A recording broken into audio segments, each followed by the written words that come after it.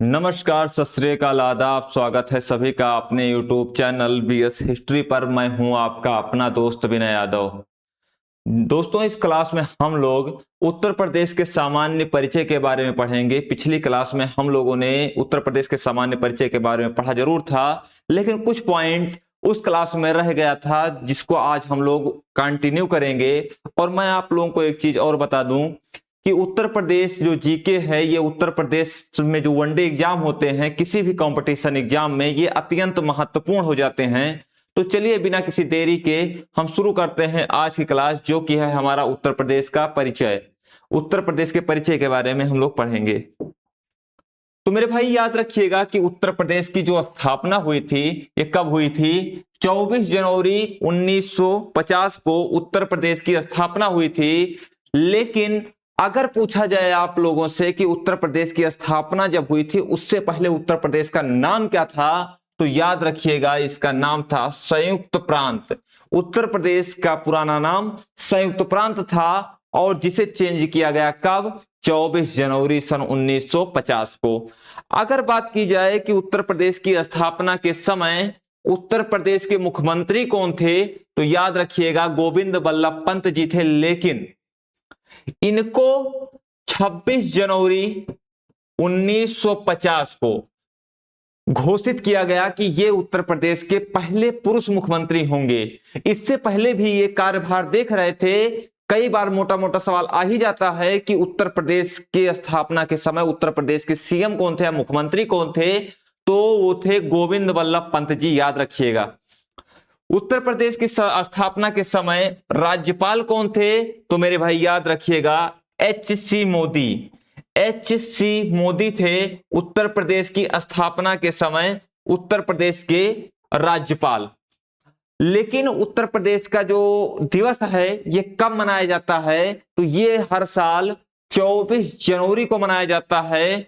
24 जनवरी को मनाए जाने की शुरुआत कब से हुई, तो याद रखिएगा 2018 से उत्तर प्रदेश सरकार यानी योगी सरकार के द्वारा कहा गया कि हर साल जो उत्तर प्रदेश दिवस है ये 24 जनवरी को मनाया जाएगा, क्योंकि 24 जनवरी को उत्तर प्रदेश की स्थापना हुई थी 1950 में। अगर बात की जाए कि उत्तर प्रदेश की राजधानी कौन सी है, जो कि प्रशासनिक और विधायी राजधानी है, यानी कि जहां पर विधानसभा हमारा है, जहां पर सीएम योगी खुद बैठते हैं, तो वो कौन सा है? लखनऊ है। तो जो उत्तर प्रदेश की प्रशासनिक और विधायी राजधानी है वो कहां पर है, तो याद रखिएगा लखनऊ है।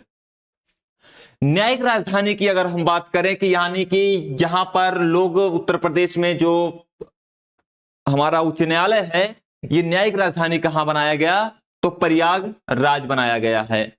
अगर बात की जाए कि उत्तर प्रदेश कितने बार टूटा, तो उत्तर प्रदेश एक बार अलग होकर उत्तराखंड नाम का एक राज्य बनाया गया था। कब बनाया गया था, तो याद रखिएगा भाई 9 नवंबर सन 2000 को उत्तर प्रदेश से 13 पहाड़ी जिलों को अलग कर दिया गया और उत्तरांचल बनाया गया, जो बाद में उत्तराखंड के नाम से जाना गया। तो याद रखिएगा कितने जिलों को मिलाकर बनाया गया था, तो 13 पहाड़ी जिलों को मिलाकर बनाया गया था। शुरुआती नाम इसका उत्तरांचल था, लेकिन इसका बाद में नाम चेंज करके क्या कर दिया गया? उत्तराखंड कर दिया गया। तो उत्तर प्रदेश से उत्तराखंड 9 नवंबर सन 2000 को अलग हुआ था। अगर हम बात करें उत्तर प्रदेश के राजकीय पशु की, तो उत्तर प्रदेश का जो राजकीय पशु है यह है बारहसिंघा। तो याद रखिएगा उत्तर प्रदेश का जो राजकीय पशु है वो क्या है? बारहसिंघा है। वही राष्ट्रीय पक्षी राजकीय पक्षी की बात करें तो ये सारस या इसे क्रेन कहा जाता है। ये आप देख सकते हैं चित्र में कि ये सारस है, जो कि उत्तर प्रदेश का राजकीय पक्षी है। अगर राजकीय वृक्ष की बात की जाए तो राजकीय वृक्ष क्या है? अशोक है। अशोक का पेड़ उत्तर प्रदेश का राजकीय वृक्ष है। वहीं पर राजकीय पुष्प की बात की जाए तो पलाश है। पलाश का फूल जो राजकीय पुष्प है किस कहां का? उत्तर प्रदेश का। यूपी का राजकीय पुष्प पलाश है। वही राजकीय खेल की बात की जाए तो हमारा जो राष्ट्रीय खेल है वही राजकीय खेल है, यानी कि हॉकी। हॉकी हमारा राष्ट्रीय खेल भी है और राजकीय खेल भी है।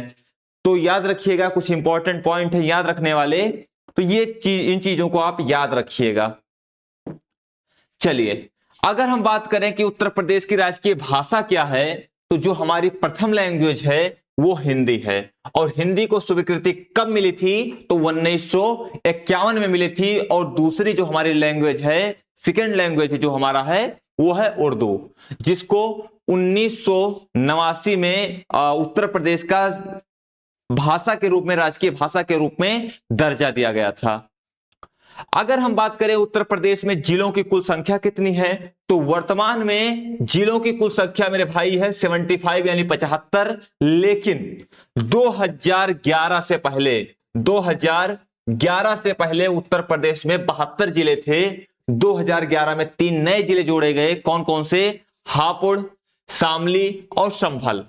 हापुड़, शामली और संभल, ये 3 जिले जो थे ये उत्तर प्रदेश में 2011 में जोड़े गए थे। अगर मैप में बात की जाए तो मैप में भी देख सकते हैं आप लोग कि यहां पड़ेगा हापुड़, ये देख लीजिए।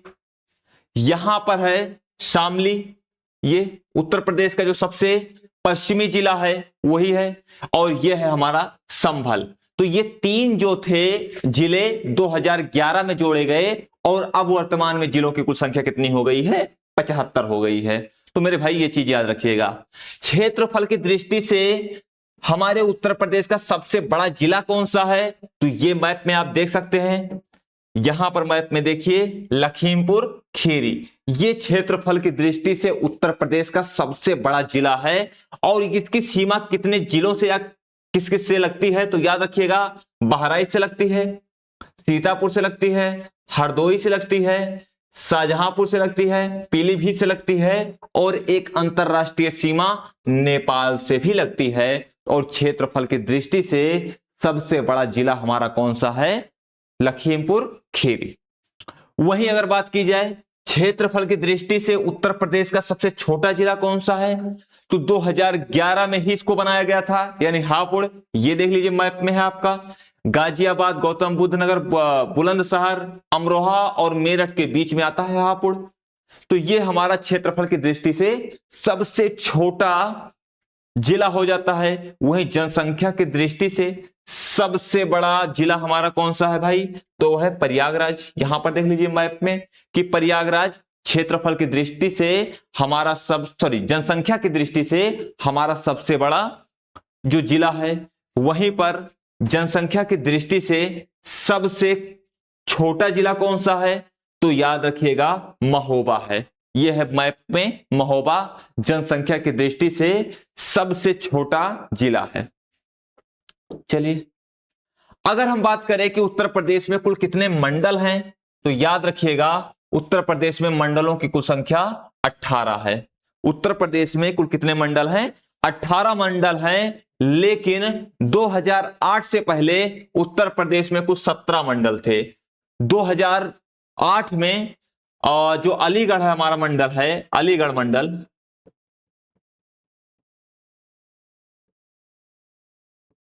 इसे जोड़ा गया। कब जोड़ा गया? 2008 में।